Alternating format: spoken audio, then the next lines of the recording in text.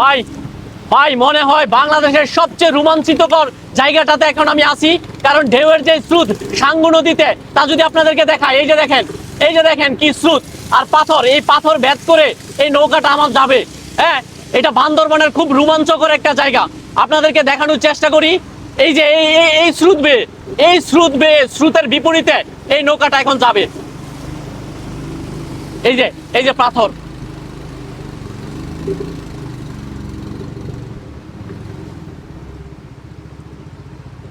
Just wow, ever never Bangladesh যে এত beautiful হতে পারে তা বিশ্বাস করেন এই রাজা পাথরের এই জায়গায় বান্দরবনের এই সাঙ্গু নদীতে আসার আগ পর্যন্ত আমি কখনোই জানতাম না যে বাংলাদেশ এত বিউটিফুল হতে পারে, এত রোমাঞ্চকর হতে পারে। সত্যি এক আবেগ ঘন জায়গা। দেখেন আকাশের মেঘ, সবুজ পাহাড় আর এই চতুর্দিকে পাথর ছড়ানো এই খরস্রোতা নদী আমার চিরদিন মনে থাকবে। এই জার্নি আমার জন্য এক রোমাঞ্চকর মুহূর্ত নিয়ে আসছে।